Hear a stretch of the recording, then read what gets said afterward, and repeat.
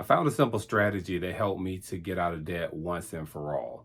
And I'm sharing that strategy here with you today.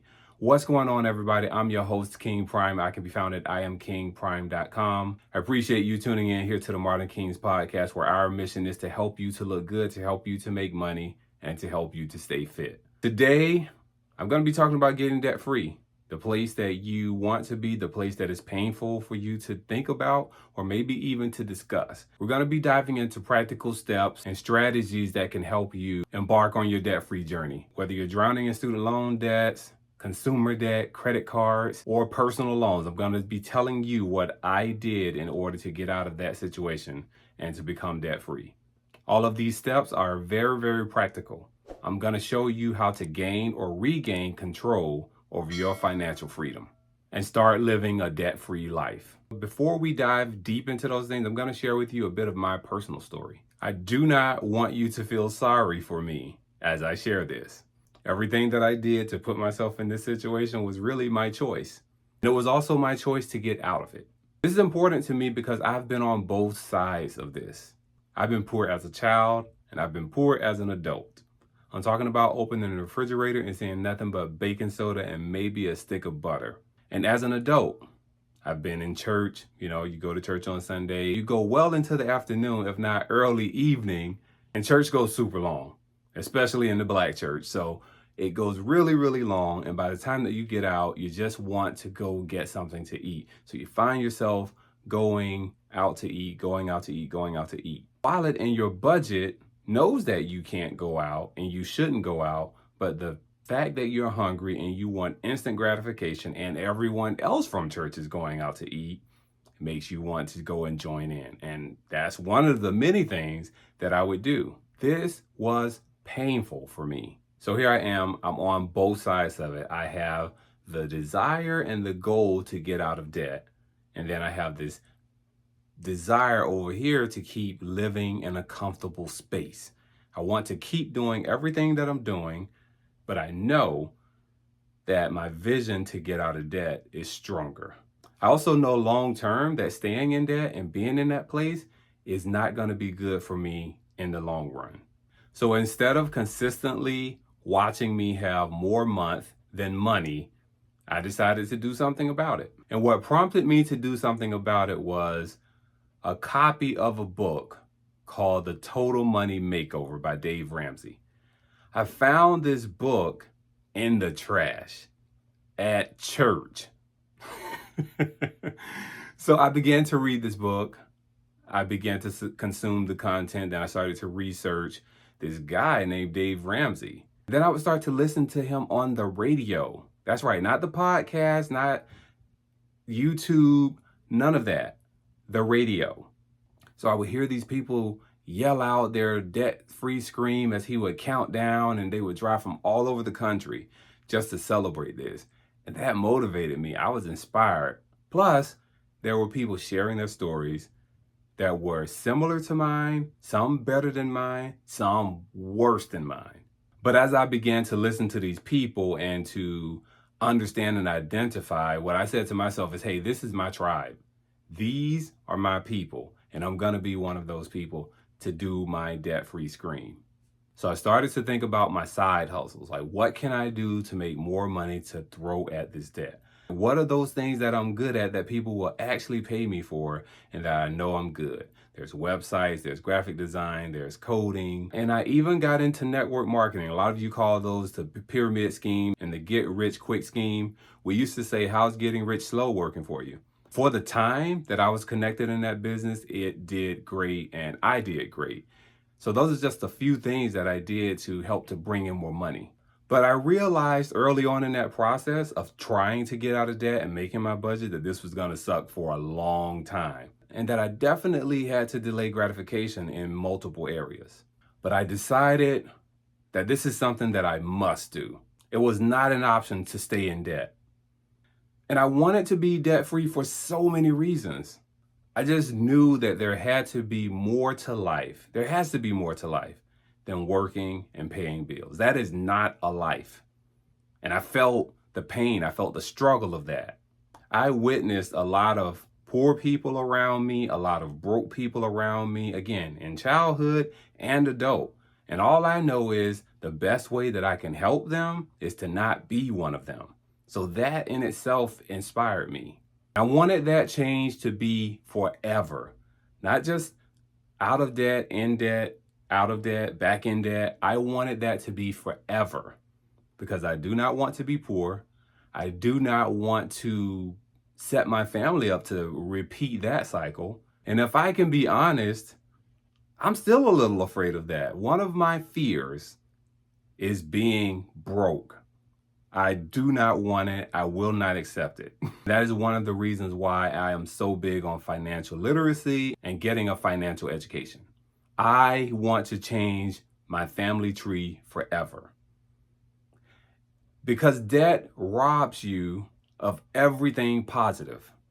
I also like options. When I go to a restaurant, I want to select whatever I want on the menu. I do not want to look at the chicken and the pasta and to know that I'm boxed into this particular thing. I want whatever I want from that menu.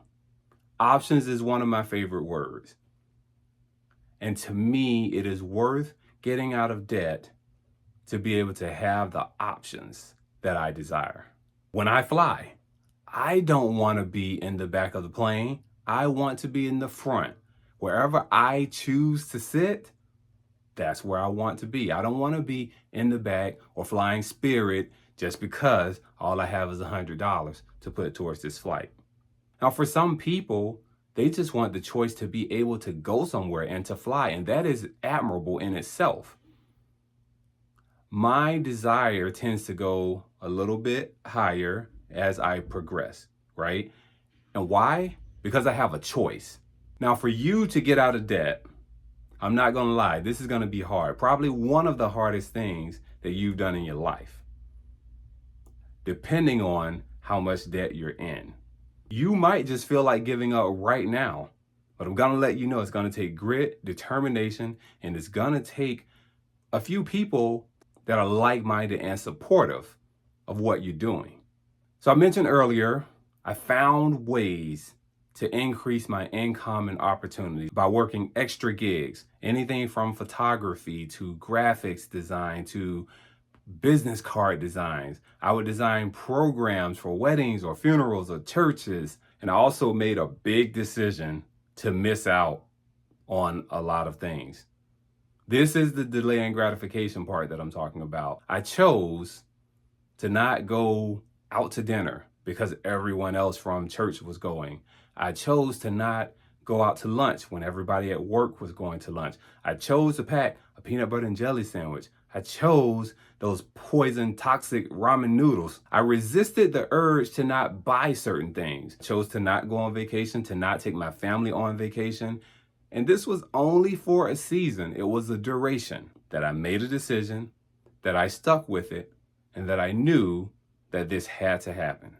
If you're still with me right now and you're in debt, I want you to comment below, I can and I will. So as I made this decision to not do what everyone else was doing, I thought of it like this, and Dave Ramsey says this quote too. He says, live like no one else so that you can live like no one else.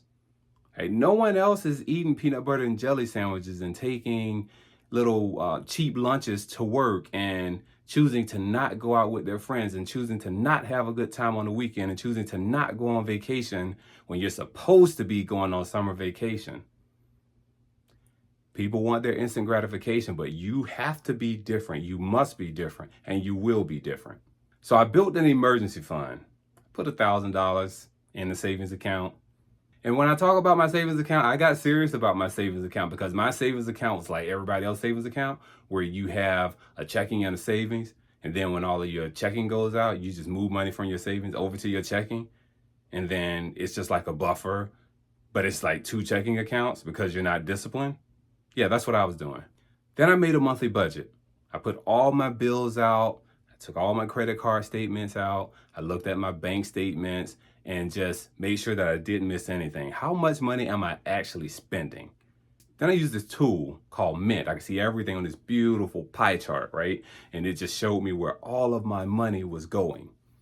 And then I looked at all of my income. Well, I don't even know why I'm saying all of my income. It wasn't all because it wasn't significant, but I looked at my income. I cannot stress enough to you how important it is that you know exactly how much debt you have and that you know exactly how much income you're bringing in, because this is going to let you know whether you have positive momentum or negative momentum. You also want to keep a list of your interest rate, your due dates, and your payment amounts to each person that you owe. And I would recommend getting something like a Google spreadsheet. It lives in the cloud. You can access it on your phone. You can access it on computers. And you can even share it with someone else if you're doing this as a couple or in a relationship.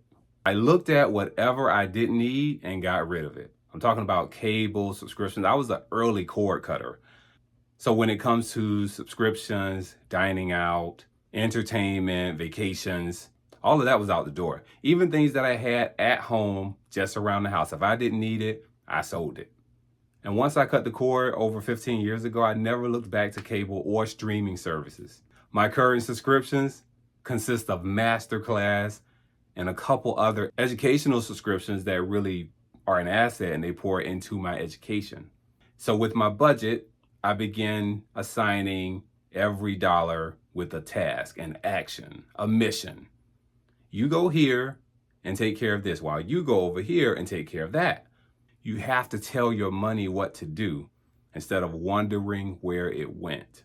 And then I began to follow the Dave Ramsey steps. He has these steps called baby steps. There's 7 of them, and I'll get to them in a little while. I also began to work on me. What does that look like? Controlling my impulses, being able to self-educate myself on financial literacy, adding value to myself professionally, learning new skills, things that would begin to compensate and pay me more in the marketplace. The marketplace awards you based on the value that you bring to it. The more valuable that you are, the more value that you gain from the marketplace. Ultimately, I began to seek better employment opportunities. And at one time, I had 8 or 9 different jobs in the course of 10 years. They were all steadily on the incline. Kept getting better and better and better. So each of those things, right? Success breeds success. Every time you successfully complete something, you do something positive, it releases a little hit of dopamine. It's almost like a drug. And all you want is more success. So take the small wins when you're getting out of debt and let that fuel your next step in getting out of debt. Now let's get into the Dave Ramsey baby steps. Now the Dave Ramsey baby steps are a series of financial milestones designed to help individuals or families achieve financial stability and eventually build wealth. Baby step number 1, to save $1,000 for your emergency starter fund.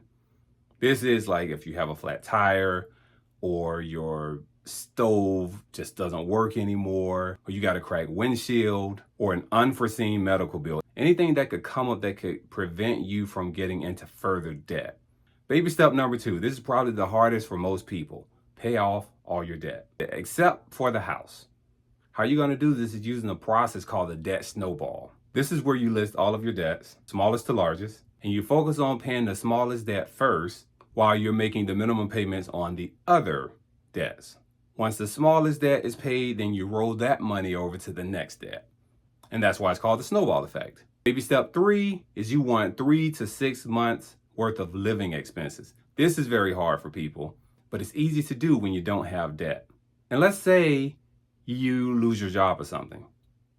You have 3 to 6 months emergency funds saved up. Guess what? You interview a lot better when you're not stressed. Baby step number 4, you want to invest 15% of your pay, your take-home pay, into a retirement fund, preferably a Roth IRA. Baby step number 5 is you're going to save for your child's college fund. That's a 529 plan, or also known as an educational savings account. Baby step number 6 is to pay off your home early. That is a huge milestone. For some, it's good to do that. For some, it's not. You probably want to consult with your accountant when it comes to that. Baby step number 7 is a glorious one. Now that is build wealth and give. But what you want to focus on from this video of getting out of debt is baby step number 1, which is your $1,000 starter emergency fund. Baby step number 2, paying off all of your debts. Those are the biggest ones for you in this current stage. There's one thing that I must say on this episode, and you might not like it. I'm going to speak to Black America really quick because Black America needs to hear this. Stop blaming white people for your financial problems. It is not white people's fault that you are undisciplined. It is not white people's fault that you do not know how to invest. It is not white people's problem that you are consistently impoverishing your family. The information is out there. The discipline is something that you can decide on. This is all a choice. We are the biggest consumers on this planet, but we have the least amount of assets and wealth accumulated as an ethnic group. You don't have to buy every shoe when it drops. You don't have to have the biggest rims on your car. You should not be wearing something that's worth more on you than you're investing in yourself. You're not in high school. You're a grown adult trying to take care of a family, a spouse, your next generation. So put it where it needs to go. Put it where it needs to be. Know the difference between an asset and a liability. And please, please, please pay yourself first. It's a real thing.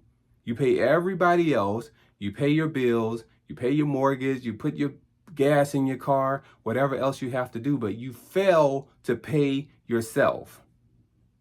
Invest in yourself first because everyone else is going to get their money regardless. Most Americans are in debt. The numbers continue to increase because they keep putting things in your face. You don't have any discipline. You don't have the urge to resist. And you buy anything that comes up on your TikTok, on your Instagram. Amazon is just a tap away, but you got to be better than that. Surround yourself with friends or a support group that is getting out of debt with you along the way. You're going to need that support. Take the first step in the debt-free journey today, whether it's creating your debt list, setting a budget, or choosing a repayment strategy. I want you to look at yourself, look at your family, look at those around you. Envision where you are. Envision how debt has and is impacting you. Maybe even close your eyes and just envision where you think you could be. What's possible if you didn't have the debt that you have? If there was any inkling of value in this video, I would love it if you shared it with tons of people that are in debt out there. Subscribe, like this video. As always, I appreciate you. I appreciate you being here. If you listen to the audio version of this, I would love it if you left me a 5-star review. It is my currency on YouTube. A thumbs up, a share, any of that is the currency on YouTube. And before I go, let me leave you with a quote. Don't buy things you can't afford with money you don't have to impress people you don't like. Follow me on YouTube at King Prime. That is the @ King Prime. Follow me on Instagram at iam.kingprime. I will see you in the next video. Until then, look your best, do your best, and be your best.